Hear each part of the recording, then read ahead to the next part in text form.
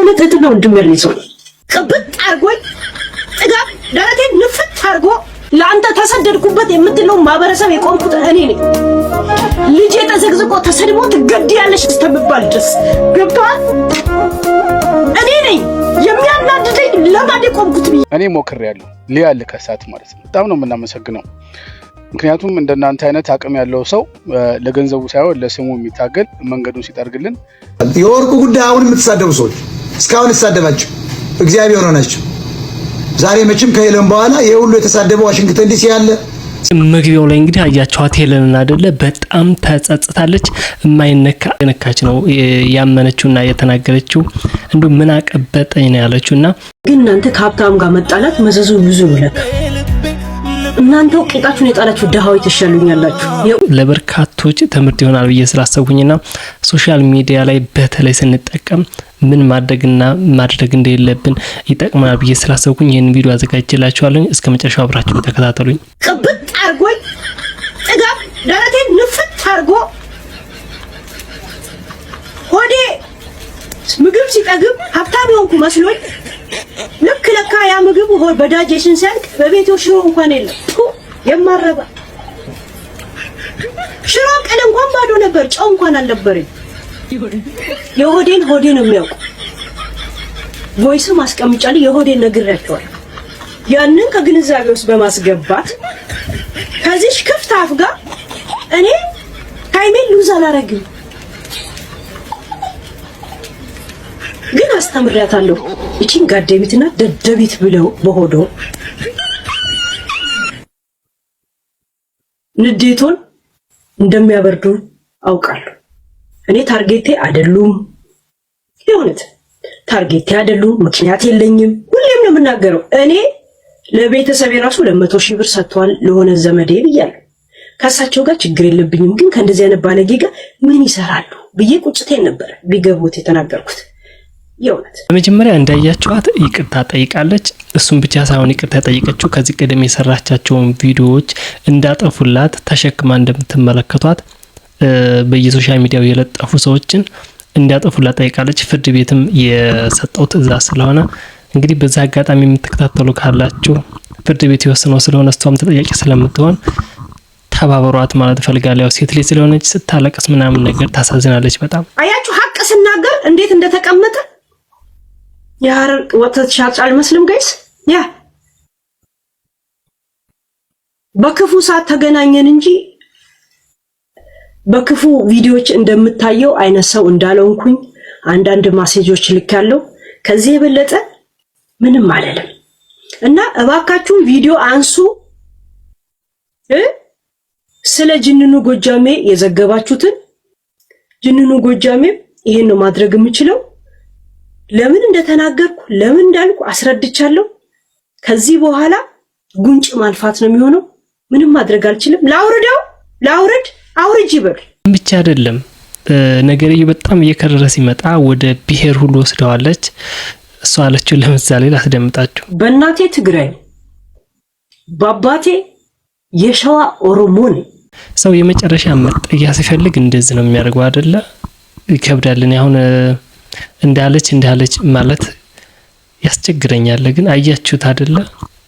ሳናውቅ የምናደርገው ነገር ምን ያክል ዋጋ እንደሚያስከፍለን። በርካቶች አሁን እንኳን ቀጣጫ ለሌሎች ምናምን ነገር ነው አሁንም እያሏት የሚገኙት። በለፈለፉ ከሀገር ይጠፉ የማይነካውን ሁሉ እየነካሽ የሰው ትዳር ካላፈረስኩ እያልሽ ለካ ያለቃም አለቃለሁ የጌታም ለካ ጌታ አለው። ይሄው ወርቁ አይተነው እጅ ላይ ጣለሽ አባቴ ድንጋይ ይዛ መንገድ ላይ ከመውደቅ በፊት 11500 ህዝብ ይዛ መንገድ ላይ ከመውደቄ በፊት እባካችሁ ድረሱልኝ፣ ቪዲዮን አጥፉልኝ፣ የጋሽን የጅንኑን የወርቁ አይተነውን አባቴ እንዴት ምን ብታረጋት ነው ወርቁ አይተነው እንዴ ምን ብታረጋት ነው በአንዴ እንዲ ምላሷን ስብስብ አድርጋ ዱዳ የሆነችው አፍልታ ነበር አቀስቀዘ ፍሪጅ ውስጥ የጨመርካት ምን አርጋ አስፈራርታት ነው አባቴ። ኧረ አንዳንዴ ግን እውነት የማይነካ መንካት ምን ያህል ዋጋ እንደሚያስከፍል ያዩት በዚህ ሴትዮ ነው። ለማንኛውም ወርቁ አይተነው ከሷ የተቀበልካት ብር አለች አይደል? አዎ በእኔ በአንበሳ መልክ ከፈለክ በሬም ገዝተህ ብትልክልኝ በጣም ደስ ይለኛል። አማራ ኩሩ ጅንኑ ወርቁ አይተነው ደም አስመላሽ አባቴ የስንት ሰው እንባ ነው ዛሬ ያበስከው። ሳላደንቅ አላልፍም። ይመች ወንድም አለም። ሞጣ ቀራኒውም መልእክት አስተላልፏል። ወርቁ አይተነውን የምትሳደቡና የተሳደባቸው እግዚአብሔር ይሆናችሁ አይደለም ኢትዮጵያ ሌላ አረብ ሀገር ላይ ወይም አውሮፓ አሜሪካን ብትሆኑ ብሏል። እስኪ እሱ ያለው ላስደምጣችሁ። የወርቁ ጉዳይ አሁን የምትሳደቡ ሰዎች እስካሁን የተሳደባችሁ እግዚአብሔር ሆናችሁ ዛሬ መቼም ከሄለን በኋላ የሁሉ የተሳደበው ዋሽንግተን ዲሲ ያለ፣ ሲያትል ያለ፣ ቴክሳስ ያለ፣ እንግሊዝ ያለ፣ ኢትዮጵያ ያለ እኔ እውነቱን ልንገር ኢትዮጵያ እኮ አይኖርም የፈሳል አውሮፓ ያላችሁ እኔ ሽንት ቤት በ30 ደቂቃ ውስጥ 7 ጊዜ ሄዳሉ ብዬ የቅዱስ ጳውሎስ መንፈስ እየነገረኝ ነው። ከሄለን በኋላ ዜናው ከሰራጨ በኋላ እኔ ደርሶኛል። የፍርድ ቤቱ እዚያው የነበረ ሰው ራሱ ውሳኔውን ፕሪንት አድርጎ ልኮልኛል በእነሱ ቋንቋ ጎግል ላይ ተርጉሜዋለሁ። ዛበሻ ያነበበው ትክክል ለኔም ስተረጉመው ፍላሹም አለኝ ካርድ ኮፒውም አለኝ። ከፈለጋችሁ አሁን እየከፈትኩ ላሳያችሁ። ፍርድ ቤቱ እንደው በአስቸኳይ እንድታወርድ እሷ ላይ ያለው የተናገረችውን ደግሞ ያን ሁሉ የተጫነ ተንበርከካ ለምን እንድታስወርድ የጠበቃውን በአስቸኳይ 20 ምናምን ሺህ ዶላር እንድትከፍል ስለ መልካም ስሙ ወጣ እንድትናገር ከዚህ በኋላ ስለ ወርቁ ብላ ብትናገር ወደ እስር ቤት እንደምትወረወር ቀጣይ መሄድ ደግሞ የሚገርመው ይሄ ውሳኔ ይላል ፍርድ ቤቱ ባለን እንደ ኢንተርፖል ማለት ነው ባለን ዓለም አቀፋዊ የሰለጠነ ህዝብ በእነዚህ ሰው ላይ የተደቃጣው ሙከራ ሌሎችም አርገው ከሆነ ይላል ተመልከቱ በአሜሪካን በየትኛውም ዓለም ላይ ይሄ ውሳኔ ለፍርድ ቤቱ እንዲቀር በጣም ከባዱ ይሄ ነው። ወርቋውን ቀለለለት አሜሪካ ሆነሽ ወርቋ አይተነው ስትቀደጅ የነበርክ ያ ፍርድ ቤት ምንድነው የሚለው ይሄ ውሳኔ ለሌላ አገሮች። በዚህ አጋጣሚ በርካቶች ከምን ጋር ነው ያገኙት የነበረው ከኢሱ ጋር ከዘባ ባለቤት ጋር ከዚህ ቀደም ያልሆነ አሳፋጥ ውስጥ ገብታ ነበርና የሱ ግፍ ነው እንዲያደረጋት ነው እያሉ የሚገኙት። የኛ ማህበረሰብ ደግሞ ነገሮችን ማገናኘት ላይ በጣም ጎበዝ ነው። ነገሮችም ይመስላል እሷም እንዳመነችው ከሆነ ከሀብታም ጋር ምን አገናኘኝ ያኔ እንደውም ለምን ረፊ ብትሉ ይኖር ብላለች። ቆይ 12 እህትና ወንድም ያለኝ ሰው ብገባ ሀገሬ ነው ብገባ ሲጀምር እኔ ዜጋ ነኝ። እሺ እዚህ ሀገር መጥቼ ወረቀት የወሰድኩ ሰው አይደለም። ልጅ አድጓል። እንደውም እኔ አጠገቡ ልቀን ስለሆንኩ ተጨማልቆ ራሱን አልቻለም አይደል? እኔ ዞር ስል በግዱ ራሱን ይችላታል። እንደው ገብቶቿል። ቤት ገዝቼለታል። አወዴ ገብቼ ጫት እቅማል። ከኔ ጋር የሚቅም ወንድምና እህት ያለኝ ሰው ሀገር አለኝ። እሺ ቆሻሻዎች እንደማንም ስደባበቀ የምኖር ሰው እኮ አይደለሁም። እኔ ጆከር አይደለሁም።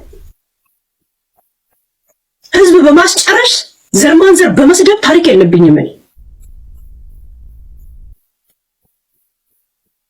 እንደ ጂጂኪያ ወይ ኦሮሞን ወይ ትግራይ ወይ አማራን ሳይ እንደዚህ ተሸፍኜ የሚሄድ ሰው እኮ አይደለሁም። እኔ በዚሁ አጋጣሚ ሊያሾም ተከሰስ የሚሉ ብዙ ሰዎች አሉና ሊያሾ ለመከሰስ ተሞክሮ እንደነበረ ላስደምጣችሁ። በነገራችን ላይ በጣም ነው የምናመሰግነው።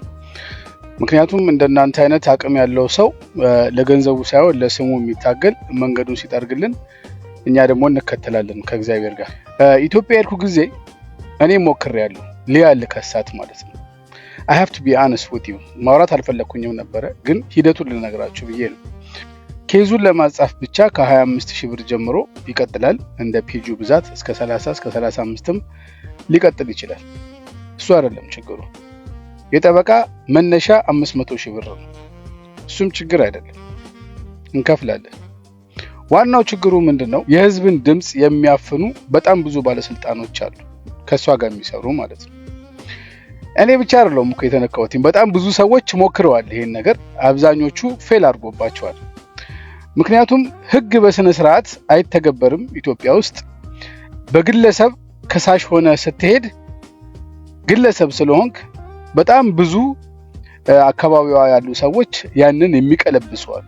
እሱን እንደሰማችሁት ለመክሰስ ሞክሬ ነበር ብሏል ብላክ ስታር ከሊያሾው ጋር ከዚህ ቀደም ብዙ ሰጣ ገባ ውስጥ ነበሩና ኢትዮጵያ እንደመጣ ለመክሰስ ሞክሮ ነበር። ድምጽ ላይ እንደሰማችሁት ግን ከዚህ ቀደም በርካቶች ሲሉት እንደነበረውም ሰው አላት ከስልጣን ጋር ከመንግስት ባለስልጣን ጋር ተያዘ ሰው ስላላት መጨረሻ አያምርም ነው የተባልኩት። እንዴ እኔ ሰሜንን የታባታችሁ ነው የማውቃችሁ? የታውቃችኋል? ሰብአዊነት ይዞኝ ነው እኮ ያን ሁላ መስዋዕት የከፈልኩት። ሸርሙጣውኝ ቂጤን አቅርቤ እኔ የግሌን እንትን ማካሄድ አቅቶኝ ነው።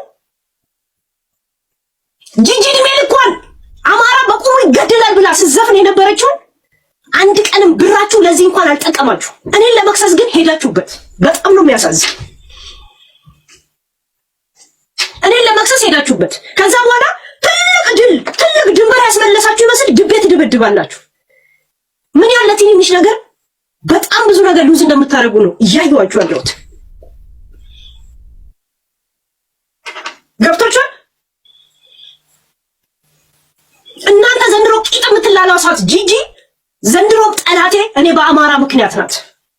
እሺ ሙሉ ሰውነቱ እንኳን አፈር ሳይለብስ በጅምላ ለተቀበረው ላይ ሻምፓኝ ስትበትን ያኔ ነው ጥርሴ ውስጥ ያስገባዋት።